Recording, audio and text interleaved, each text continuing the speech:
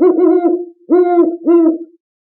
guys, what's up? It's Amanda here, and welcome back to my channel, Hoot of the Sims. So today we are going to be looking at a really cool, kind of modern suburban home build that I did a while back. I would say I built this thing maybe about a month ago, but I'm just now making the speed build video of it. So that being said, I haven't built this in quite a while, so I don't know how this commentary is going to go, but I promise you I will try my best. But that being said, and without further ado, let's just get right into it. Okay, so as I said, this build is a modern suburban home, and I did base this off a real-life house. However, I can't remember where the picture went. I don't think I have it stored anywhere anymore, so that's kind of a problem.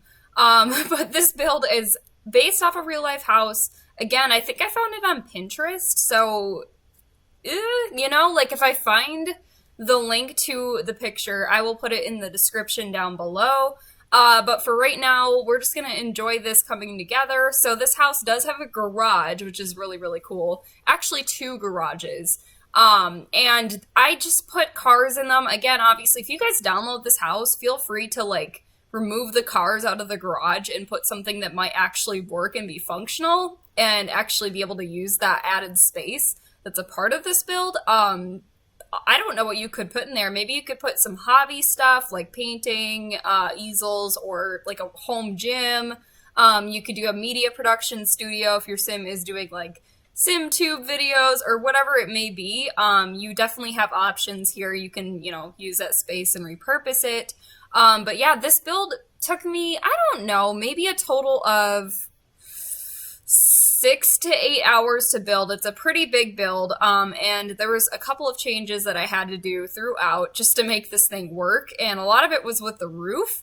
The roof was very interesting to make, so that being said, there's a lot of layering on this roof to make it look physically, and I don't know, like just like it works, I guess.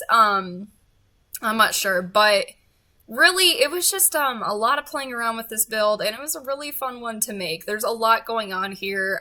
Again, the roof is just insane. If you guys ever need help with roofing tips, honestly, my tip to you is to look at speed builds and different shapes of the house, and if your house has like a similar shape to a speed build that you may have found, maybe try to copy their roof, but make it a little bit different. Roofing can be very, very difficult, and I've learned that over the years of playing The Sims. But to be honest with you, The Sims 4 is way better options with roofing compared to The Sims 3 and The Sims 2. Sims 2 had an auto roof feature, but a lot of the times the auto feature didn't really look so hot. So it's a lot of trial and error. It's a lot of learning that goes with the roofing. And honestly, like I said, I recommend just looking at speed builds and seeing if you can get any ideas at all from those speed builds, you know? Honestly, I've done that. I've, you know, definitely looked at real life houses, which is another good thing to do. Start with like referencing real life houses and then trying to make them in The Sims. Especially if you have a panoramic, like 360 view of the house, like a front and back picture. Those are always the best ones to try out when you're first starting to build, or if you just need help with roofing. Because it gives you so much inspiration and tips and tricks, and you can see it at every angle, so you know what it's going to look like, and there's no mystery, and you're not stuck, like, trying to figure out what you want to do for the roof, and it's just ready to go. So, that's my high recommendation for you guys, especially when building for the first time or the first few times, is to definitely look up builds on the internet, and hopefully they have multiple view aspects that you can look at and, you know, take inspiration from. So yeah, but this house, like I said, is a beautiful suburban home. I can't recall how many bedrooms there are. I think there's like 3 or 4. There might be 4. I don't know. I can't remember. So it's a decent sized house. The backyard's really nice. It allows for your Sims to actually go out and do things outside. I still find myself oftentimes making really nice houses that look really, really good on the outside, have a beautiful backyard, and then my Sims never use them anyways. But this one, if you want to do outdoor activities with your Sims, definitely can with this house, I promise you. 100% you can. I believe I put in a swimming pool. I believe there's a nice little garden area. I believe there is a fire pit. So you've got a bunch of options when it comes to, you know, allowing your Sims to hang out outside and doing outside activities. But yeah, pretty much the exterior is done as of right now. However, we have landscaping to do, and I think that's what we're going to be doing in a couple of seconds here. But honestly, you guys, another really big tip and trick that might help you guys out is doing trims on the house, because it does kind of add that separation between the floors, especially if you're using two different wallpapers that are on the bottom floor versus the top floor, like I did on that, you know, the front of the house, with that, you know, like the wood paneling and the stone kind of look, and then it's just white on the top. That's a really good way to separate it, because sometimes that transition is very awkward. So adding those separators, I think they're not eaves, because that's on a roof. I can't recall what those are called, but you guys know what I'm talking about. Those little strips that separate the first floor from the second floor. Very, very helpful when doing speed builds. Very helpful. Well, it's not a speed build when you're building it, but if you're going to turn it into a speed build, or just building in general, that is a highly recommended tip that I would recommend you guys trying out, is to just mess around with, those separators between the first and the second floor. And a lot of the times they don't, for some reason, pick up. I don't know if it's a glitch, like it won't recognize a part of the house with that, you know, like that trim. So what I do there, honestly, is I put a white shelf, or whatever color your separator is, and then you just put shelves instead, because it also adds that effect. So if you're limited on packs, I recommend looking at the shelves. There's a really nice base game shelf that's white and black, and then you've got some wood colors as well. So you've got options for separating the first and second floor. But as you guys can see, we are getting into some landscaping right now. I love that earthy dirt color for the paint. So that's what we used here. And I didn't know exactly what I wanted to do with the front yard landscaping, so I went back to it, and I went back to the backyard, and I started the backyard instead. So I got a good layout for the front yard, and off camera, as you guys can see, I just didn't want to add this to the video. There's small little lines going across the yard, kind of like it looked like it was, you know, freshly mowed grass, which is insane. So it took a very, very long time. I used a lighter grass spray and then like a medium toned grass spray, and I basically put the opacity pretty low. And it just looks like the grass was literally freshly mown. It's pretty cool. So highly recommend doing that with your builds. I promise you I'm not getting choked up about it. It's just my throat is being very weird. But if you want that extra dimension, if you want it to look really real, highly recommend messing around with a bunch of, you know, terrain paints, because it definitely helps. Definitely helps. Like the smallest detail in a build can make or break it. And in my opinion, I think I made this build with that yard. I don't ever do that. And I thought about it, and I was like, wow, this house looks so, you know, just fancy. It looks so maintained. It looks so nice. I feel like they would very much so be into mowing their lawn and making sure that everything is all set up and, you know, it's well kept and taken care of. Maybe they even hire a gardener. I don't know. But I feel like this build is just, you know, it's that type of build where these people really take care of it. So here I turned the brightness down so you can look at it from night view, because I was adding on a bunch of lights. I wanted to make sure there was enough light, and we definitely got it with this house. I added a really nice big tree in the backyard for shading purposes. Obviously we need benches on that front, I don't even know, like a patio, I suppose, a front patio. It's kind of a weird patio because it's open, but then it's like closed off on that top part where the door is coming into the house. So that was kind of interesting to deal with. So I just put some tables, I put a couple of benches, and I called it a day. So yeah. Now here we are getting into interior. I know the exterior went by really, really fast. Honestly, sometimes minimal is the best for backyards. And obviously this backyard is not like huge per se, but there is a lot of space. Like I said, there's a garden, there's a pool, there's a fire pit. You've got a lot of stuff that your Sims can do. Obviously a grill too. And then now that university has came out, you guys, this This house, I'm telling you right now, this house has the coolest bathrooms ever.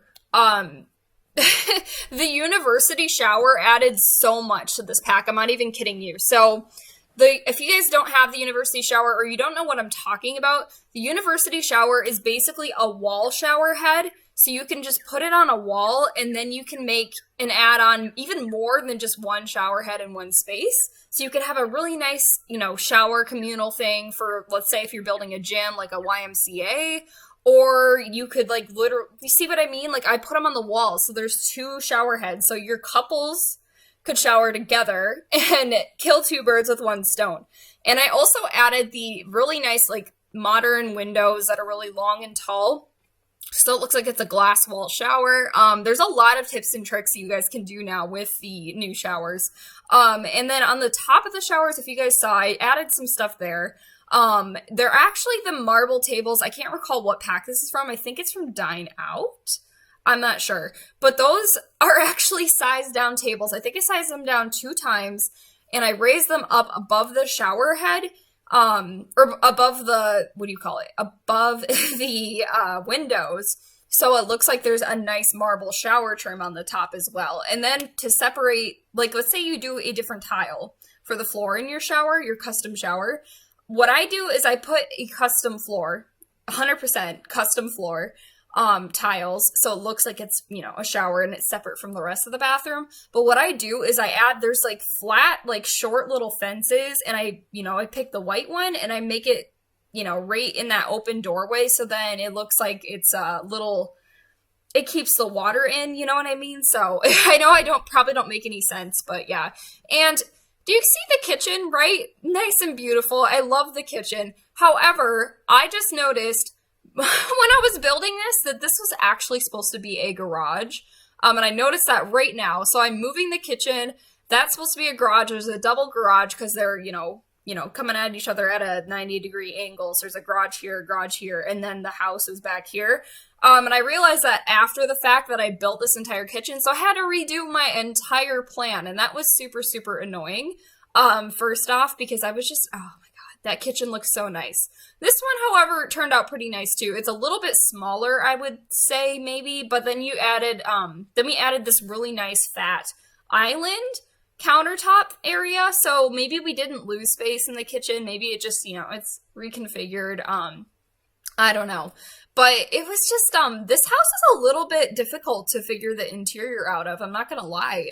There was a lot going on in here. I at first really wanted to do a 100% open floor plan for the first level. Not 100%, but you guys know what I mean. Where there's no bedrooms or no study nooks or bathrooms. I wanted everything to be open floor plan. And it kind of turned out that way, but not really, because the areas of the house are really much so separated, very much so. And here I'm adding the cars. I added a couple in the house as well. But like I said, you can remove those cars, make them into, woodworking rooms. You could make them into flower arranging table rooms. Anything you want with this house, you can do.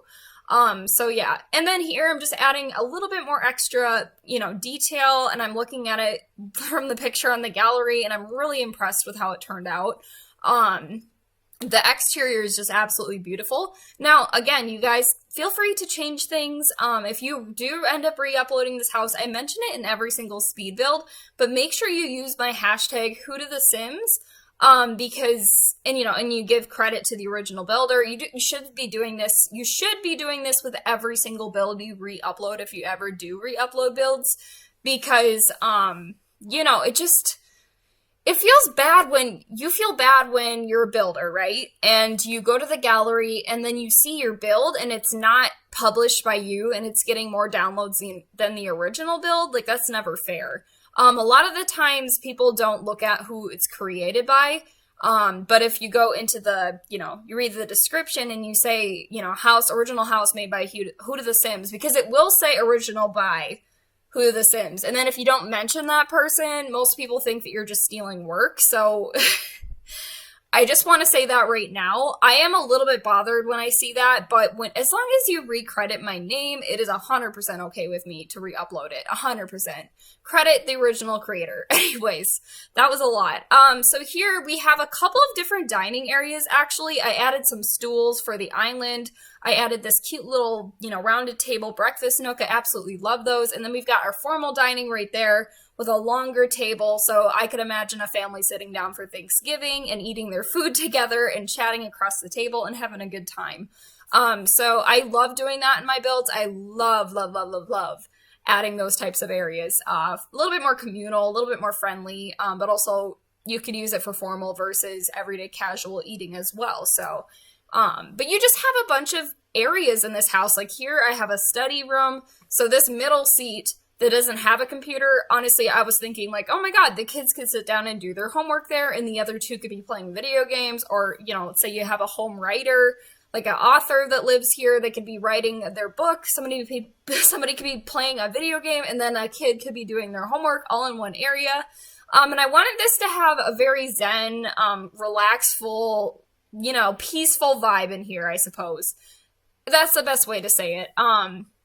But yeah, I feel like I achieved that. I like the little slight green and blue and gray tones and a little bit of black. It adds it feels very clean, but also like nature, if that makes any sense.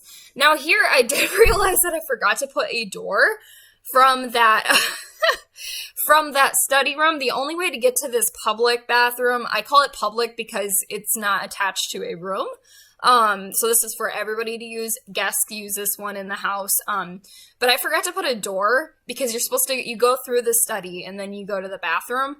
I 100% forgot the door. So I had to move that really nice Moschino 4-paneled, painting thing and put the door there instead because I forgot that there was no other way I could configure this house to put this bathroom in. Because on the other side of the wall, the kitchen's there, and I didn't want a bathroom door splitting up the kitchen space, so I just split up the study a little bit. Plus, if you think about it, say you're studying, you're really into your studying, and you really gotta go to the bathroom, it's just right there, and the study is not too private because there's an arched door, so it's welcoming. Guests can go in there easily. It's not like a scary thing for your Sims to go and enter.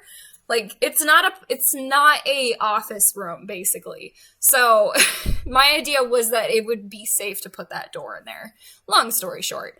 But yeah, this house is really, really cute. I love this study room, this art room, I should say. Cause I imagine a teenage boy or girl living here, and, the parents gave them hand-me-down, like, art material and furniture, like that blue chair in there, so they could do all of their artwork and their paintings and, maybe even photography. Like, that's my thought, that the little postcards were actually pictures this kid took, or this teenager took. But this is the end of the speed build, as you guys can see. I hope you guys really enjoyed it, and if you did, make sure to leave this video a huge like, and subscribe to my YouTube channel as well, because it lets me know you guys enjoy my content, and in general, my channel. It's really hard to keep up with YouTube when you're a streamer and you work 40 hours a week, and you have to do stuff at home, like, cleaning, and clearly haven't been doing so hot with the cleaning. But I've just been really overwhelmed lately, so I haven't been uploading as much, but every single like, every single subscription really, really does matter to me, and I'm really glad that you guys have stuck around for this long. But again, you guys, I'm really, really happy that you came in and stopped by and watched this video. Again, like my YouTube videos if you want. Subscribe to my channel because you get notifications when they go live, and also it just, again, it's another reassurance thing for me. But anyways, guys, thank you guys so much for watching, and until next time, hoot out!